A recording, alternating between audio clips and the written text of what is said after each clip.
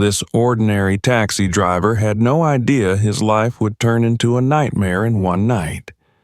An innocent man accused of a serious crime, forced to endure brutal humiliations to prove his innocence. What happened next will shock you. Watch till the end, subscribe, and leave a comment. David, a black taxi driver in his 30s, felt exhaustion settling deep in his bones as he scanned the quiet street for any last passengers. It had been a long, taxing day. His back ached, his shoulders were tense, and he was already picturing himself at home, relaxing with a warm cup of tea. Yet, as much as he longed for rest, he couldn't deny the slight pang of guilt about leaving without taking one last fare. As he was about to call it a night, a notification popped up on his screen, a pickup nearby. With a sigh, he accepted it, hoping the drive would be a short one. When he pulled up to the given address, he saw an elderly white woman standing under the streetlight. She wore a thick, tan coat, her silver hair styled meticulously, and her arms were crossed tightly over her chest, an expression of distaste evident on her face. David rolled down the window, putting on his professional smile. "Good evening, ma'am. Are you Mrs. Miller?" She gave a short, curt nod and opened the back door, climbing into the seat without so much as glancing his way. From the moment she settled in, David could sense the tension. Mrs. Miller looked around, her expression turning from cold to outright suspicious. David tried to lighten the mood. "Late night, huh? Busy day?" "Just drive," she snapped, her voice sharp, filled with an edge that made David's smile waver. She didn't bother to make eye contact, her attention focused out the window. Shrugging off her rudeness, David adjusted his mirror and started the drive. The city lights flickered past as he followed the route indicated on his GPS. Mrs. Miller continued to glance around suspiciously, and David noticed her frowning as she looked at the GPS screen. "You're taking the long way," she muttered under her breath, just loud enough for David to hear. David glanced back briefly, unsure if he had heard her right. "I'm just following the route suggested, ma'am. It should get us there fastest, considering the traffic," she scoffed, crossing her arms tighter. "I know these streets better than you, young man. I don't appreciate being taken on unnecessary detours, especially at these rates." David took a deep breath, resisting the urge to defend himself. He knew customers could be challenging, and he always tried to stay professional, no matter what. "Of course, ma'am," he replied calmly, deciding to ignore her attitude and focus on the road. "If there's a specific way you'd like me to go, just let me know." She muttered something under her breath, something David couldn't quite make out, but felt wasn't exactly kind. Minutes passed in tense silence, the quiet only broken by the occasional sound of Mrs. Miller shifting uncomfortably in the back seat. Suddenly, up ahead, David spotted flashing lights, a police checkpoint. It looked routine, but his stomach knotted a bit regardless. Police checkpoints were common in the city, but he couldn't shake the slight unease they brought him, especially late at night with a tense passenger. As they approached the checkpoint, Mrs. Miller suddenly leaned forward, her voice rising with alarm. "You have to let me out," she exclaimed, her hand clutching the back of his seat. "You're going to kidnap me, aren't you?" David's eyes widened in shock. "Ma'am, I'm just driving you to your destination as requested. The checkpoint's just routine. No need to be alarmed." But Mrs. Miller's reaction only intensified. Her voice grew louder, frantic, catching the attention of the officers up ahead. "You're taking me somewhere I don't want to go," she shrieked, her words laced with terror as she pounded on the window, alerting the officers at the checkpoint. "Help! This man is trying to abduct me." David's heart hammered in his chest. "Ma'am, please calm down. There's a misunderstanding." The officers at the checkpoint didn't hesitate. They approached the vehicle, one of them rapping firmly on David's window. "Step out of the vehicle, sir," the officer ordered, his voice steely and cold. David tried to explain, but the officer's stern gaze made it clear there would be no leniency. Swallowing hard, he complied, opening the door and stepping out with his hands in clear view.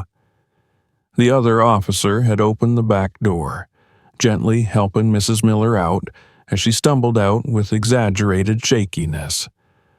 "She's lying," David said, his voice trembling with anxiety as he watched the officer examine him with a scrutinizing stare. "I was just taking her to her destination, as requested." Mrs. Miller immediately went into a dramatic performance. "He was driving me somewhere I didn't recognize. I asked him to stop, but he wouldn't listen. I feared for my life." David could hardly believe his ears. The officers' expressions darkened, one of them stepping forward, blocking David's path as the other conducted a quick search of his vehicle. David felt humiliation creeping up his spine as passers-by stopped to watch the commotion. "Officer, please," David implored, his voice calm despite the rapid beating of his heart. "I'm just a taxi driver. She hired me for a fare." But his words seemed to fall on deaf ears. The officer pulled something out from beneath the passenger seat, a small, transparent bag filled with white powder. David's eyes went wide with shock as the officer held it up to the light, his face twisted in disgust. "Sir, care to explain this?" the officer demanded, his tone icy. David stammered, his mind reeling. "That's not mine. I swear I've never seen it before." The officer's expression remained cold and unyielding. He turned to his partner. "Cuff him." In a matter of seconds, David felt the cold metal of handcuffs biting into his wrists. The officers led him towards their car, ignoring his pleas, his voice trembling with frustration and fear. He glanced around, catching sight of Mrs. Miller's smug expression as she adjusted her coat and whispered something to one of the officers. The officer pushed David roughly against the hood of the car, pressing him down hard. "You people never learn, do you?" he sneered, his voice low and filled with contempt. David felt anger boiling inside him, but he kept his mouth shut, knowing any protest would only make things worse. The officer searched him aggressively, tugging at his pockets, and patted him down as though he were a hardened criminal. As the officers pushed him into the back of the squad car, David could see the people gathered, staring at him with a mixture of judgment and curiosity. His cheeks burned with humiliation, but more than that, he felt a profound sense of betrayal. How could this happen to him? He had done nothing wrong, yet here he was, treated like a common criminal because of a lie. The door slammed shut, and David's heart sank as the car began to move, taking him to the police station. He glanced back, catching a glimpse of Mrs. Miller standing on the sidewalk, watching the car drive away with a satisfied smile on her face. As David was transported to the police station, a sinking feeling settled in his stomach. Every bump on the road reminded him of the cold, unyielding steel of the cuffs digging into his wrists, and the tense, judgmental silence from the officers in the front seat. Despite his desperate attempts to explain himself, they had ignored him, treating him as though he were guilty without question. When they arrived, he was unceremoniously yanked from the squad car and escorted into the station. The fluorescent lights overhead cast a harsh glow, illuminating the narrow, cold hallways as they led him through. David's heart pounded with a mixture of dread and humiliation as he noticed officers glancing at him with dismissive, almost amused expressions. "Stand here," one of the officers barked, pushing David toward a bare white wall. Another officer entered the room, and David immediately recognized him as the one who had conducted the search in his car. In his hand, he held the small plastic bag with the powder, holding it up like a trophy as he approached David. "All right, buddy," the officer sneered, his voice dripping with disdain. "Care to tell us how this little bag of powder ended up in your possession?" David shook his head, swallowing hard. "I told you, it's not mine. I have no idea how it got there. I was just driving that woman to her destination." The officer's expression remained icy as he crossed his arms, clearly unimpressed. "Right. You expect us to believe that you didn't see it, that it just magically appeared in your car?" "Yes, that's exactly what I'm saying," David insisted, his voice tinged with desperation. "She must have planted it. I swear, I've never seen that bag before." Another officer snorted, exchanging a glance with his colleague. "Oh, sure. Blame it on the old lady. Real original." David felt his hands shaking, but he clenched his fists, forcing himself to remain composed. He knew getting angry or defensive would only make things worse, but it was impossible not to feel the rage bubbling within him. He had done nothing wrong, and yet here he was, being accused, humiliated, and denied the chance to explain. "We'll see about that," the officer said with a smirk, turning to the other officers in the room. "Let's book him. Make sure to be thorough. Who knows what else he's hiding?" The officers wasted no time. David was marched through a series of procedures that felt like an endless stream of humiliation. First, they took his fingerprints, pressing his hands roughly against the ink pad and then onto the paper without any care. Then they took his photograph, the flash of the camera blinding him momentarily as they captured his weary, frustrated face. After that, they conducted a strip search, forcing David to stand under their scrutinizing gaze as he stripped down, every moment of it designed to strip him of his dignity. He could feel the cold, sterile air on his skin, and the mocking stares of the officers felt like sharp needles digging into his pride. They muttered disparaging comments under their breath, snickering as they continued their search for any further incriminating evidence. When the strip search was finally over, they handed him an orange jumpsuit and shoved him toward the holding cells. Every step felt like a blow to his spirit, each clang of the cell doors echoing the stark reality of his situation. By now, David's anger had been dulled by a growing numbness. He sat on the cold metal bench, his mind racing with thoughts of his family, his work, and the terrible implications of these false accusations. Hours passed in agonizing silence. Each tick of the clock felt like an eternity, and David's mind couldn't rest. How had this happened? How had he gone from a simple late-night drive to sitting in a holding cell, accused of crimes he didn't commit? Finally, he was escorted from the cell and led to an interrogation room. There, he saw the same officer who had booked him earlier, along with another man he hadn't seen before. A plainclothes detective with a stern, almost disinterested look. The officer tossed the plastic bag onto the table between them, his gaze hard and unyielding. "Let's make this simple, David," the officer began, his tone cold. "You're in serious trouble. Drug possession, potential kidnapping charges, the works. Now, if you cooperate, things might go a bit easier for you." David looked at him, disbelief etched onto his face. "I've told you everything. I didn't have that bag. I didn't do anything wrong. That woman framed me." The officer leaned in, his lips curling into a mocking smile. "Framed you? Really? You think we're that stupid? Look around you, David. Do you think anyone's going to believe the word of a cab driver over a respectable citizen like Mrs. Miller?" David swallowed, his throat dry. "It's the truth. I just want a fair chance to explain." The officer's expression darkened. He slammed his fist down on the table, the sound echoing through the small room. You had your chance. You threw it away the second you thought you could pull something like this. You people are all the same.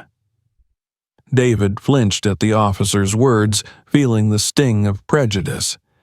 His mind raced, desperately trying to find a way out of this nightmare. But as he looked around the room, all he saw were walls closing in on him, people who had already judged him, already decided his fate.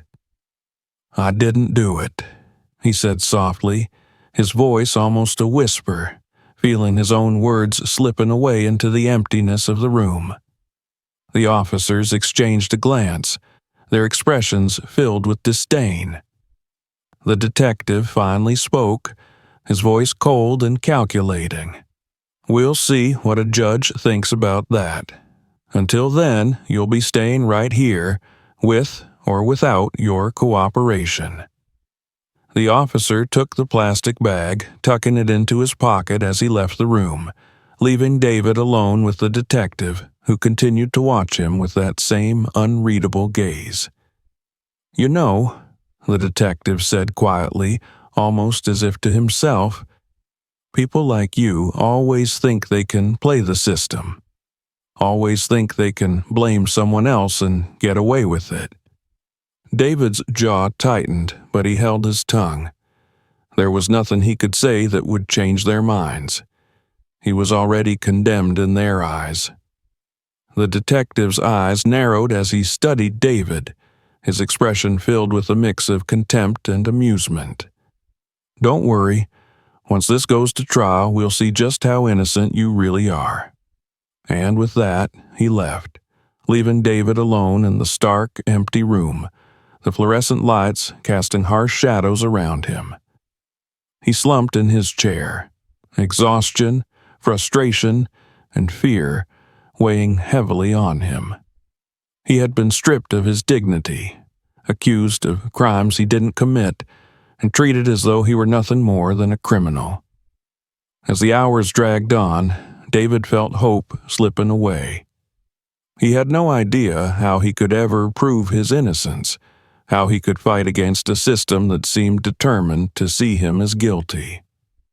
All he could do was wait, enduring the endless humiliation and mistreatment, clinging to a sliver of hope that somehow the truth would come to light. David sat on the cold, hard bench in his cell, his mind numb from everything that had happened in the past hours. The fluorescent lights above flickered, casting a harsh, unforgiving glow over the entire holding area. Every so often, he'd catch a glimpse of officers walking by, their indifferent stares passing over him as though he were less than human. The weight of his situation sank deeper with every minute he spent in that cell, a gnawing pit of fear and humiliation taking root in his chest. He had barely slept when, early in the morning, the door clanged open and an officer appeared. Without a word, he motioned for David to stand, grabbing him by the arm and pulling him out of the cell. The roughness of the officer's grip reminded him that in this place he had no rights, no say in how he was treated. They didn't see him as a person. They saw him as a suspect, someone to be controlled, pushed, and degraded. David was led down a narrow hallway, the dim light making it feel almost like a tunnel that had no end. Finally, they arrived at a small room where he was shoved inside without ceremony. The room had no windows, only a table, 2 chairs, and a large mirror on the wall, clearly a one-way mirror. David's stomach twisted, knowing they would be watching his every move, analyzing his reactions as if he were an animal.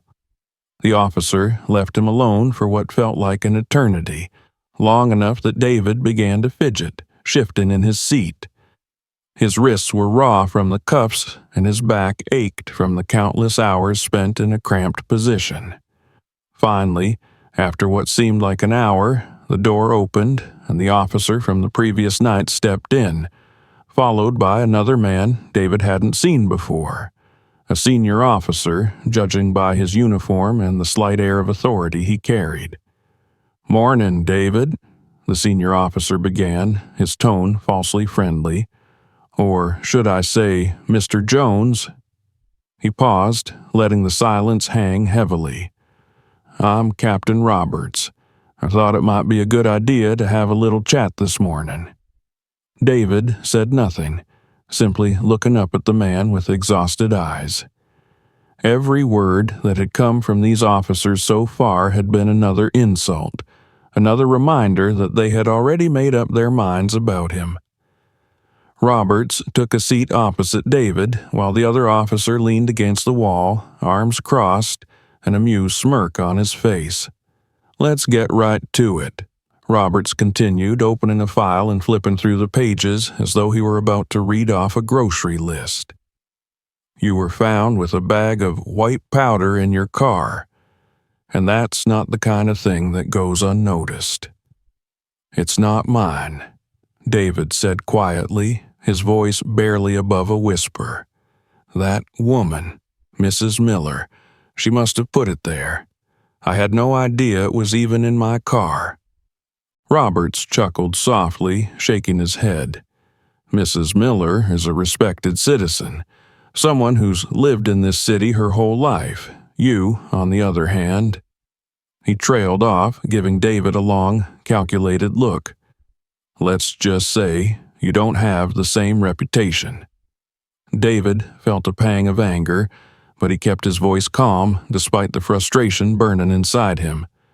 "I don't care who she is. I know what happened. She must have planted that bag, and I had nothing to do with it." The officer by the wall laughed under his breath, muttering just loud enough for David to hear. "They always try to weasel out of it." David clenched his fists, the metal of the cuffs biting into his skin as he fought to keep his composure. This entire situation felt like a nightmare he couldn't wake up from, a cruel trick of fate that had landed him in a place where his words meant nothing, where every attempt to defend himself was seen as another sign of guilt. Captain Roberts leaned back in his chair, folding his hands on the table. "Look, David, this isn't going to go well for you if you keep sticking to that story. We've heard it all before. It's not mine. I didn't know. People like you think you're above the law, that you can just blame someone else and walk away." David could hardly believe what he was hearing. "People like me?" he repeated, his voice tight with controlled anger. "What's that supposed to mean?" Roberts shrugged, feigning innocence. "Take it however you want, Mr. Jones. I'm here to give you a choice. You can keep denying it, keep telling us that sad little story, or you can own up to it and save yourself a lot of trouble." David felt a surge of helplessness, his words drowned out by their preconceived notions. "I have nothing to confess. I didn't do anything wrong," he said firmly, his voice resolute despite the weight of his circumstances. Roberts sighed, shaking his head in disappointment. "Suit yourself, but don't say we didn't give you a chance to come clean." He nodded to the other officer, who stepped forward and grabbed David by the arm, yanking him up from his chair and dragging him toward the door. As they pulled him down the hallway, David felt his stomach twist with a sick sense of dread. Every officer they passed seemed to look at him with that same mixture of disdain and pity, as though he were something vile, something unworthy of even the most basic human decency. They led him to a small, grimy holding cell and shoved him inside. The door clanged shut behind him, and David was left alone with his thoughts, the cold concrete walls pressing in on him from all sides. He sat on the thin, stained mattress, his head in his hands, trying to process how his life had come to this point. Hours passed, each one dragging slower than the last. He could hear the sounds of the station around him, officers laughing, doors slamming, footsteps echoing in the halls. Each sound reminded him of the freedom he'd taken for granted, the life he'd had just a day ago that now seemed impossibly distant. Eventually, another officer appeared, unlocking his cell and ordering him to stand. David's body ached from the hours of confinement, but he forced himself to his feet, following the officer back down the hallway. This time, they led him to a room he hadn't seen before, a smaller, darker room with only a single chair in the center and no windows. "Sit," the officer ordered, pushing him down into the chair and fastening his wrists to the armrests with metal cuffs. The weight of his own body pressed him down, making him feel as though he were sinking deeper into the darkness. The officer left the room without another word, closing the door behind him and plunging David into silence. For a moment, he sat there, his heart pounding, wondering if they intended to leave him there for hours again, hoping that the isolation would break him. But then the door opened, and a new figure stepped in, a detective with a cold, calculating gaze, the kind of man who looked as though he'd seen everything and trusted nothing. The detective circled him slowly, his eyes scanning David from head to toe as though assessing a piece of evidence. "David Jones," he said finally, his voice low and emotionless. "Do you know what people say about men like you?" David felt a shiver of unease as the detective's gaze bore into him, unblinking and relentless. "What's that supposed to mean?" he asked, his voice tinged with defiance despite the fear tightening in his chest. The detective smirked, leaning down so that his face was inches from David's. "It means that no one's going to believe a word you say. Not when there's a good, respectable citizen on the other side of this story. So if you're smart, you'll start cooperating." David held his gaze, refusing to back down. "I've told the truth from the beginning. I didn't do anything wrong." The detective straightened, letting out a disappointed sigh. "Fine, have it your way. But remember, we gave you a chance. Don't expect any sympathy from here on out." With that, he turned and left the room, leaving David alone once again, the silence pressing down on him like a physical weight.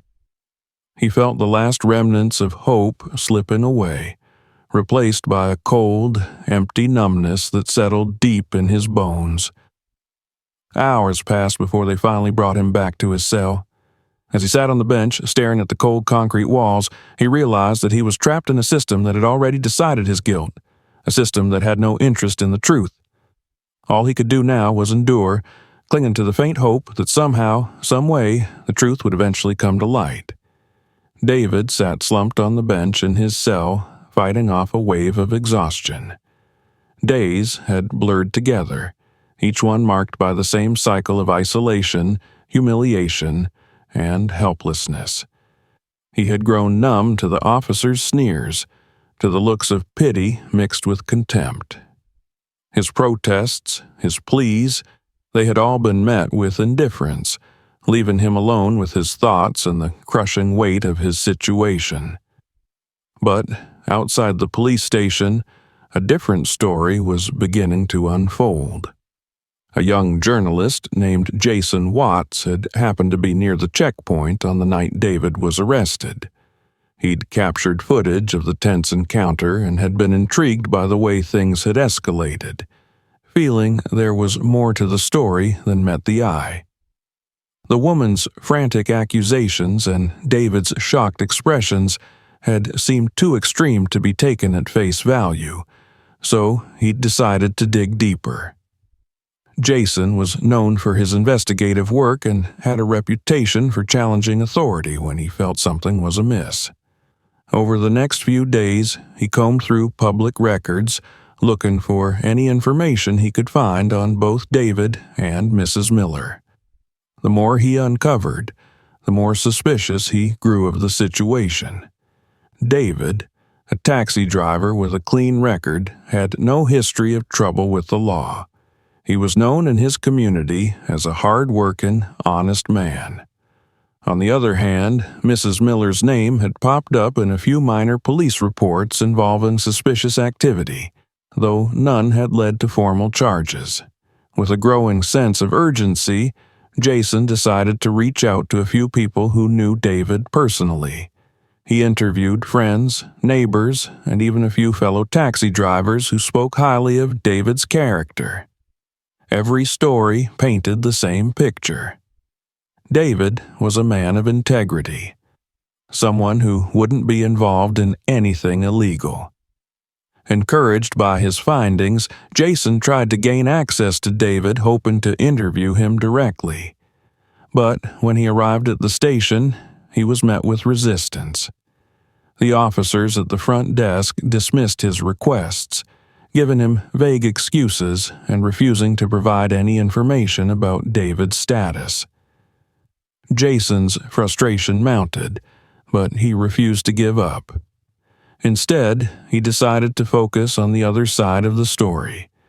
He began digging into Mrs. Miller's background more thoroughly, searching for any leads that might shed light on her character. Through a series of contacts and favors, he managed to access a few unofficial records, uncovering a pattern of suspicious behavior that only fueled his doubts. Finally, after days of relentless effort, Jason received a tip that would change everything. An old friend who worked at the forensics lab informed him that the police had found fingerprints on the small plastic bag of white powder, the very bag that had been used to implicate David. To Jason's surprise, the prints on the bag did not belong to David at all. They were a match for Mrs. Miller. Jason's heart raced as he processed this information. This was the breakthrough he had been hoping for, a piece of evidence that could potentially clear David's name. With this information in hand, Jason knew he couldn't waste any time. He reached out to his editor, explaining the situation and proposing a feature story that would expose the truth. The editor, sensing the potential impact of the story, gave him the green light. The following morning, Jason returned to the station, armed with a renewed sense of purpose and a determination to confront the officers with his findings. He approached the front desk, ready to demand a meeting with someone in authority, but the officer behind the desk barely looked up, dismissing him with a bored wave of the hand. "Look, kid, we don't have time for reporters right now. Whatever you're digging for, you're not going to find it here," the officer muttered, his tone dripping with disdain. Jason leaned in, his voice firm. "I have evidence that the fingerprints on the bag found in David Jones's car belonged to Mrs. Miller. If you're not willing to look into it, I'll take this story straight to the public. Believe me, this is going to be big news." The officer's expression shifted, a flicker of uncertainty crossing his face. "Wait here," he muttered before disappearing into a back room. Moments later, a senior officer, a man with a heavy build and an air of authority, appeared. He fixed Jason with a hard stare, clearly unimpressed by the young journalist's persistence. "What's this about fingerprints?" the officer asked, his tone skeptical. Jason didn't hesitate. He presented the information, laying out the inconsistencies in Mrs. Miller's story, the evidence he had gathered on David's character, and, most importantly, the forensic match on the fingerprints. He could see the officer's demeanor shift slightly, his expression growing more guarded as he absorbed the details. "Listen, kid," the officer said, his voice tight, "even if what you're saying is true, that's not enough to clear Jones entirely. We have procedures. This case is a lot more complicated than you think."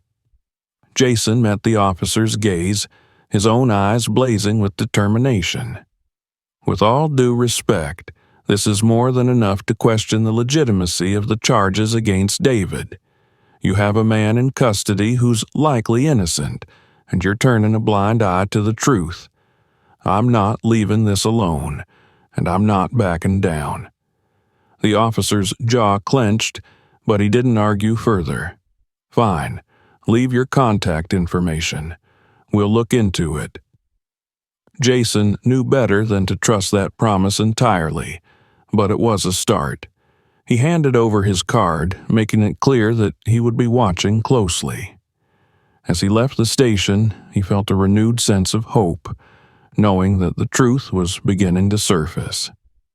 Back in his cell, David remained unaware of the progress being made on his behalf. He continued to endure the daily indignities, the dismissive glances, the mocking comments from officers who assumed they knew who he was. But even as he struggled to keep his spirits up, something deep within him refused to break. He held onto a fragile sliver of hope, the faintest belief that someone, somewhere, would see the truth. For Jason, the story was far from over. He knew he had only scratched the surface of the corruption and prejudice at play, and he was determined to see it through to the end. Over the next few days, he worked tirelessly, gathering additional evidence, interviewing witnesses, and piecing together a story that would expose the injustice David had faced. Finally, the day came when he was ready to publish. The article hit the front page, a searing expose that painted a damning picture of the police's treatment of David, the suspicious behavior of Mrs. Miller, and the clear evidence that had been ignored in the rush to judgment. The story spread quickly, sparking outrage and drawing attention from activists, legal advocates, and concerned citizens alike. Inside the station, the officers could no longer ignore the growing backlash. Calls flooded in from journalists, community leaders, and even a few government officials demanding answers. The pressure mounted, and they had no choice but to reopen the investigation. For the first time since his arrest, David felt a glimmer of hope, the faintest possibility that his nightmare might finally be coming to an end. As he was led back to the interrogation room, his heart raced with a mixture of fear and anticipation. He knew that Jason's efforts had brought him closer to freedom, but he also understood that the road ahead would be anything but easy. As the news of Jason's article spread, the environment in the police station shifted. Officers who had previously met David with sneers now looked at him with a mix of confusion and unease. Yet, despite the budding attention on his case, David's reality hadn't improved. He was still treated like a criminal, still confined to a cold cell and subjected to daily humiliations. The day after the article was published, David was pulled from his cell and led back down the same narrow hall, his wrists once again shackled tightly in front of him. This time there was a heavier tension in the air, as though the officers escorting him were on edge, wary of the outside pressure yet unwilling to relent in their treatment of him.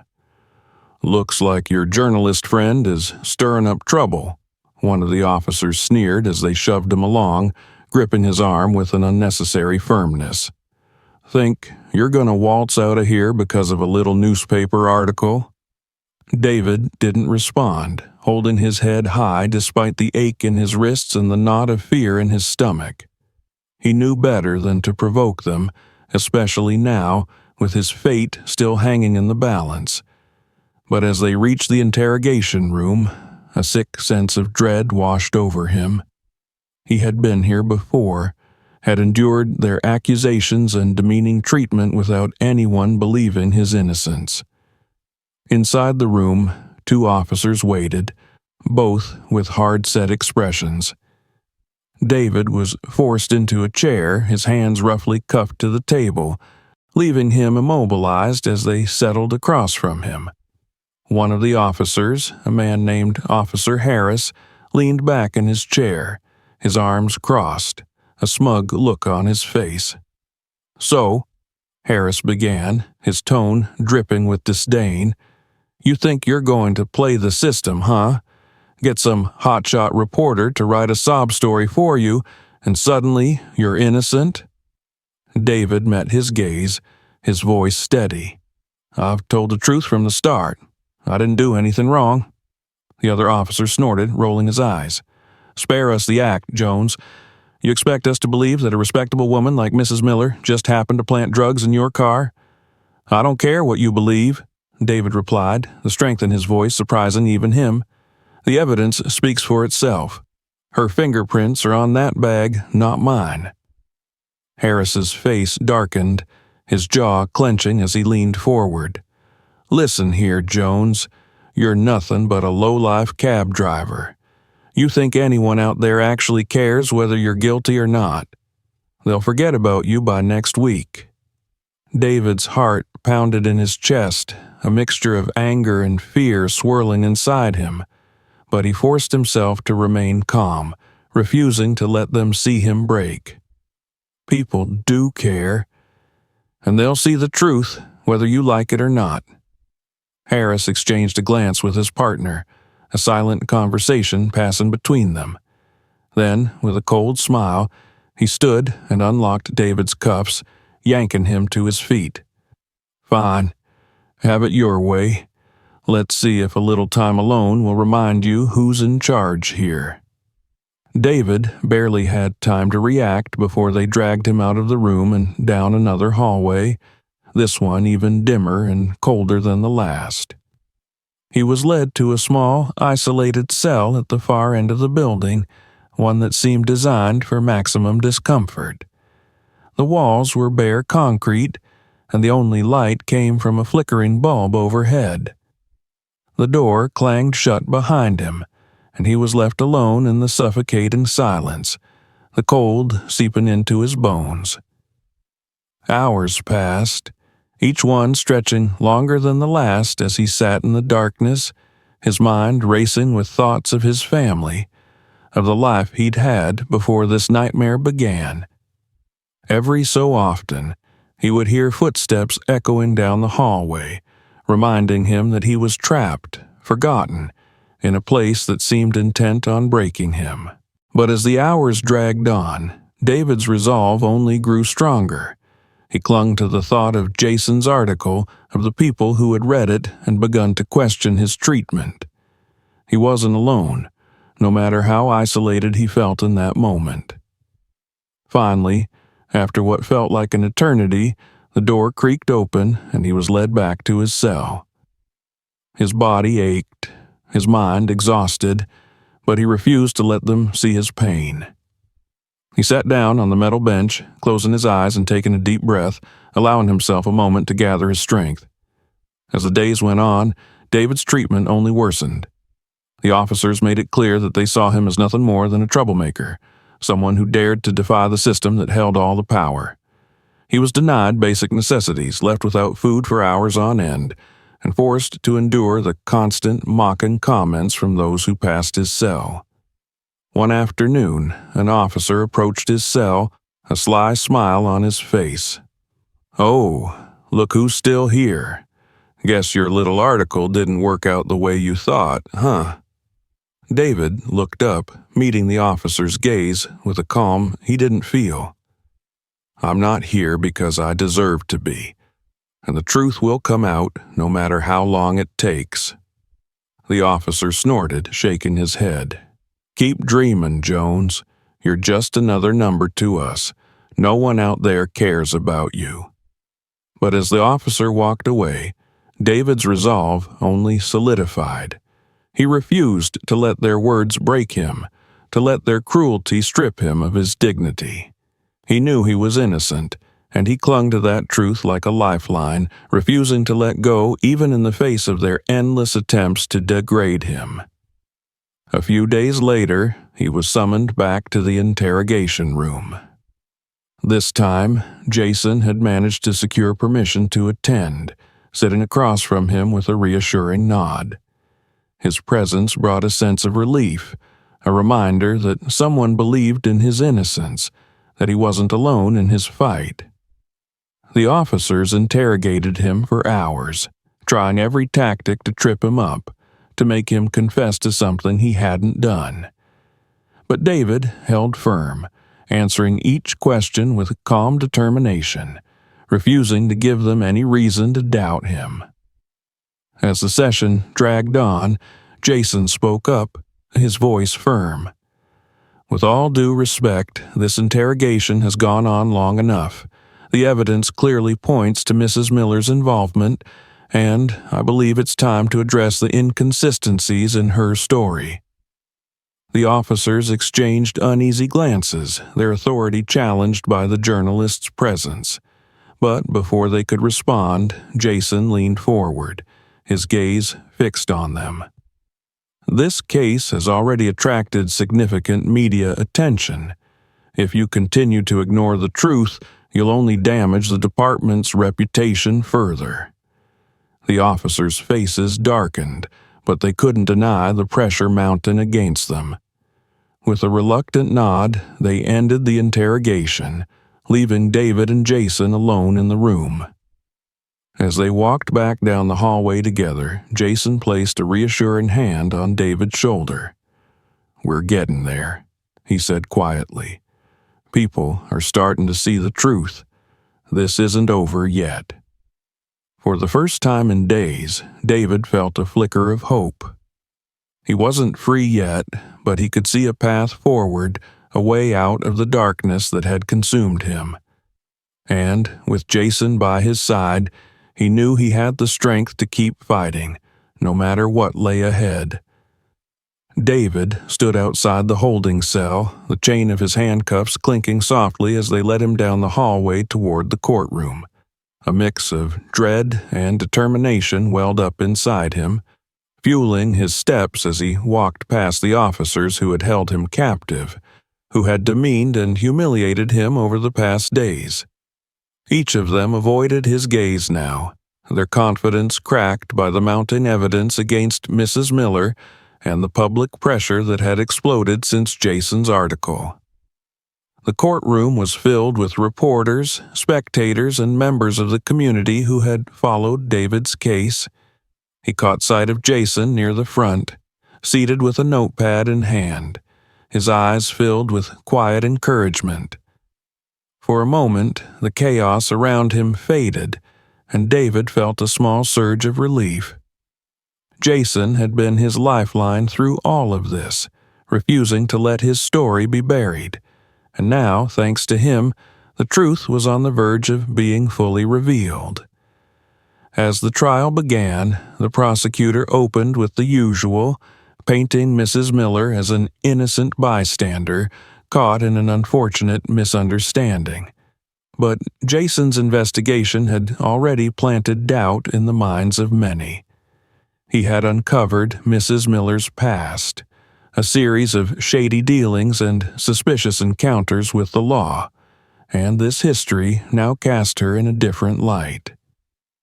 David's defense attorney rose, holding up the report Jason had obtained, which detailed the forensic analysis of the fingerprints on the small bag of white powder. "Ladies and gentlemen of the jury," he began, his voice clear and unwavering, "the evidence will show that Mr. Jones is not the criminal he has been made out to be. Mrs. Miller's fingerprints, not David's, were found on the bag that was supposedly his."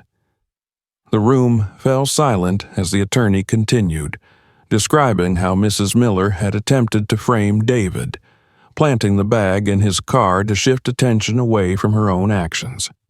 The jurors listened intently, their expressions gradually shifting from indifference to interest, and David felt a faint glimmer of hope for the first time in days. The prosecutor attempted to challenge the findings, but the evidence was undeniable. Jason had ensured the public knew about every detail he had uncovered, and now the weight of that information bore down on the courtroom. Reporters scribbled furiously in their notebooks, capturing every word, every shift in the prosecutor's stance, every hesitant glance from Mrs. Miller. Finally, after hours of testimony and cross-examinations, Mrs. Miller was called to the stand. She looked nervous, her confident demeanor slipping as she faced the defense attorney's pointed questions. Her responses were evasive, filled with contradictions that only highlighted her own guilt. Each question chipped away at her story, unraveling the narrative she had so carefully constructed to trap David. David watched her falter, unable to look him in the eye, and he felt a strange mixture of anger and pity. This woman had nearly destroyed his life, had taken advantage of his kindness and used his profession, his very identity, against him. But now, for the first time, he could see the cracks in her armor, the desperation in her eyes as her lies unraveled. The final blow came when the forensic report was read aloud, confirming beyond any doubt that the fingerprints on the bag belonged solely to Mrs. Miller. The jury exchanged glances, and David could feel the tide turning. The truth was no longer just his word against hers. It was irrefutable, clear for everyone to see. When the jury was dismissed to deliberate, the silence in the room was tense. David sat with his attorney, his heart pounding as he waited for them to return. The minutes ticked by slowly, each one stretching into an eternity. Finally, the jury filed back in, their faces a mix of solemnity and relief. The verdict was read, not guilty. A wave of emotion crashed over David as he absorbed the words. He was free. The chains of suspicion, the suffocating weight of accusations, everything had been lifted in that single moment. He glanced over at Jason, who gave him a small nod, a look of satisfaction on his face. Jason had fought for him, had refused to let the truth be buried, and now, thanks to him, justice had finally been served. As the courtroom erupted in murmurs and applause from the supporters in the audience, David's gaze drifted back to the officers who had escorted him in. Their expressions were unreadable, their authority overshadowed by the judgment handed down by the court. David felt a surge of anger at the way he'd been treated, the endless indignities he'd suffered, but he also felt a sense of triumph, of resilience. They had tried to break him, but he had endured, and now he was walking out a free man. Outside the courtroom, Jason approached, extending a hand with a smile. "Congratulations, David. You did it." David shook his hand, gratitude and exhaustion mingling in his expression. "No, we did it," he replied, his voice thick with emotion. "I don't know where I'd be without you." Jason nodded, his face serious. "You don't owe me anything, but your story, it's more than just one person's fight. People need to know what happened, to understand what you went through." David nodded, feeling a sense of purpose stirring within him. He had been given a second chance, a chance to expose the flaws in the system that had nearly crushed him. He was no longer just a cab driver or a falsely accused man. He was a symbol, a testament to resilience and the importance of truth. As they walked away from the courthouse, David felt the weight of the ordeal lift from his shoulders, replaced by a new determination.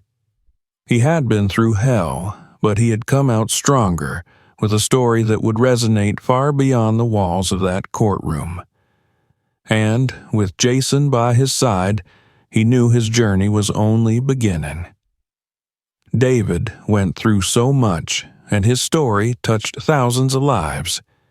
Do you think he was treated fairly, and what could prevent situations like this?